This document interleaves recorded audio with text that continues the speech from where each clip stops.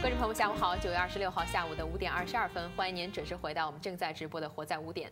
距离安省的省选呢还有10天的时间，那么在接下来这3天的时间，国语嘉宾访问环节，我们都为大家请到了几位候选人。那么今天为大家请到的候选人呢是 Scarborough Rouge River 选区的自由党候选人 Bas Bokissoon. Welcome to the show, Bas. Thank you very much. Thank you for having me. 今天 Bas 来呢是想跟我们聊一聊有关这个自由党他们的这个 platform。今天我们这个访问会主要 mainly focus 在4个方面，一个就是 health 是健康 ，education 教育，还有 economy 经济。另外第4点呢就是 safe community 就是社区安全。那么今天我这个问题主要会围绕，比如说自由党在过去2届政府当中这8年时间，他们在这4个方面都有哪些成就啊？还有他们在未来的4年如果重新当选，他们有哪些计划 ？So we're gonna making focus on health, education, economy, and safe community. So tell us, what did your party do for the past 8 years in the health area, and what are you planning to improve if you're reelected? Well, Cindy, I guess the public has to understand when we went into office in 2003, we came into power after a government that had closed down 18 hospitals. They had fired 9,000 nurses. And the healthcare system was in total disarray. The public elected us on the basis that we would restore stability to the healthcare system. So if you look at the 8 years, what we've done is we have actually rehired 11,500 nurses into the system. So we've actually taken it further ahead. We've built 18 new hospitals in Ontario in 8 years. We've also added about 100 capital projects to the various hospitals and medical clinics throughout the province. So we've sort of restored stability to the healthcare system so that the general public would get the kind of care that they deserve. As we go forward, we intend to maintain that level of service and add to it. What our party has realized is that we have a growing population of seniors in Ontario and in Canada, as everybody has known. Yep. And there wasn't enough preparation for that. And we've also realized from the general public that seniors would rather stay in their own home and, you know, spend their last golden years, if I could put it, with their families and grandkids. Definitely. So what we're doing in our next platform is we're adding more care to seniors to be able to stay in their home. So we're going to bring in a system where doctors will do house calls to seniors. Okay. The seniors will get the healthcare professional to come to their homes with either a registered nurse, a doctor, or a personal support worker. We're going to add 1 million hours to the personal support worker who are going to come in the home and help the family take care of their elderly. On top of that, we're going to create legislation that allow families who want to take time off to look after their loved ones, that they can apply for a 6-month leave of absence from their company, and the company has to grant it, that it is in legislation to allow that. So on a go-forward basis, we're going to focus on the senior population, but we will also maintain what we have for the other population that exists in our province. But along with that, we want to promote better health care in terms of people looking after themselves, that they have a healthy lifestyle so that they don't have to get sick and they don't have to use the healthcare system, you know, when it's a problem situation. So we'll be doing a lot of promotional stuff in the next 4 years and trying to look at what we call disease management, chronic disease management, such as mental health, such as diabetes, such as high blood pressure, etc. So we're going to focus on those areas because we believe if we encourage people to manage these diseases better in the future, that will save money into the healthcare system, but we will also have a healthy public. Do you have an idea how much it's going to cost? Well, what we're looking at is this platform for the next 4 years.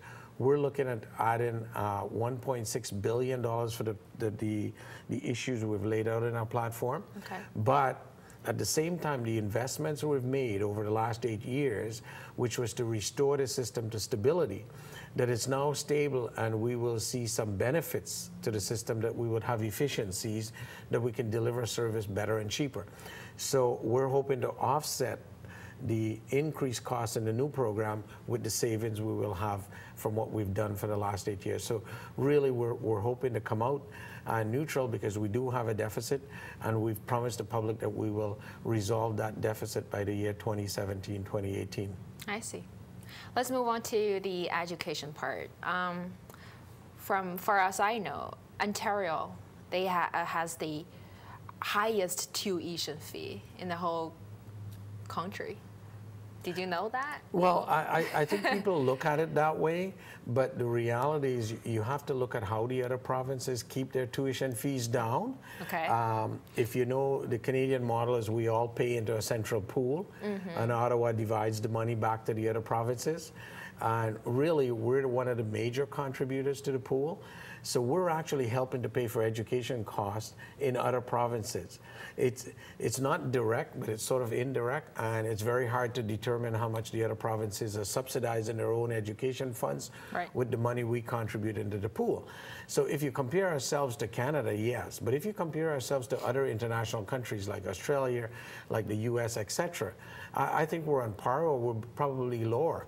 I know personally, I have a child that studied in the US, and the tuition fees, it was almost twice as much. Oh yeah, well, we're not going to compare it to our neighbor. So the thing is, I think we have a good education system. It's still reasonably priced. What we are doing as a government, we're trying to look at the tuition fees in terms of let the institutions set their tuition fees as to what the reality is, but we will provide grants and credits, etc., to those young people who are entering university that absolutely need it.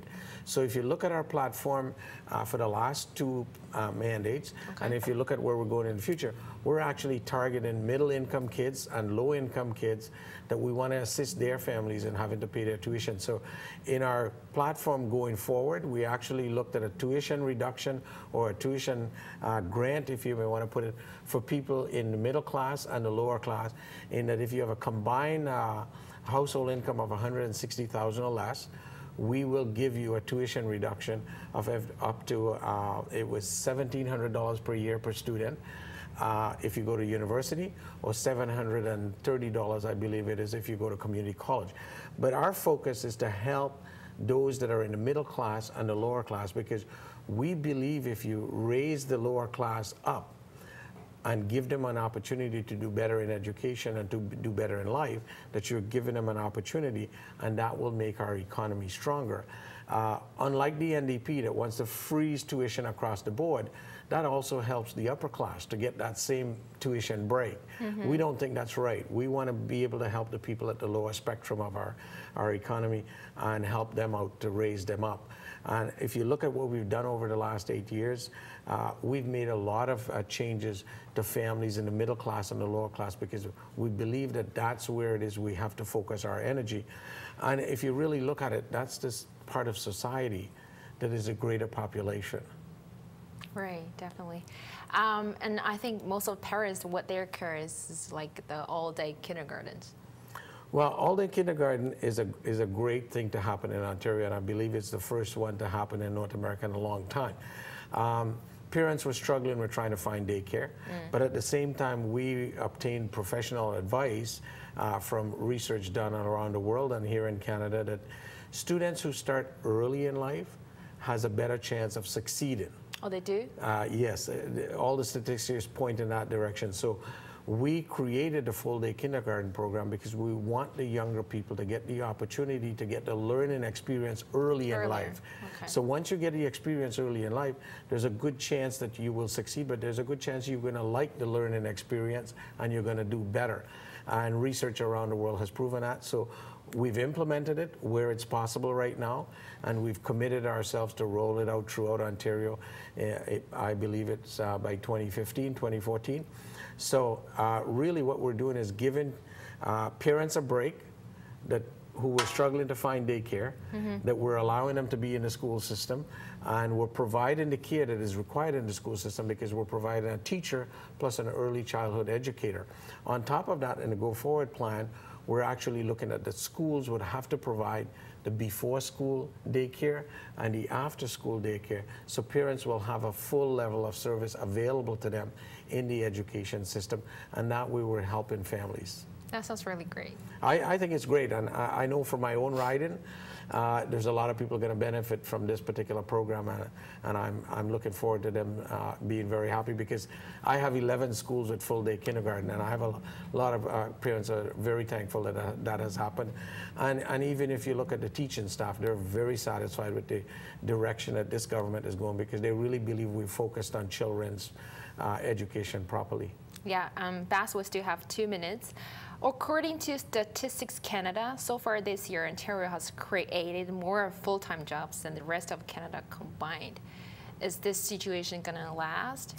Absolutely, and I think you have to look at what Ontario has done to position itself for the success that we're actually seeing, and it will continue. Mind you, it will be dependent upon the world economy.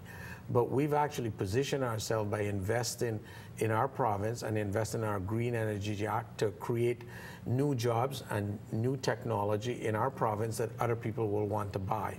But on top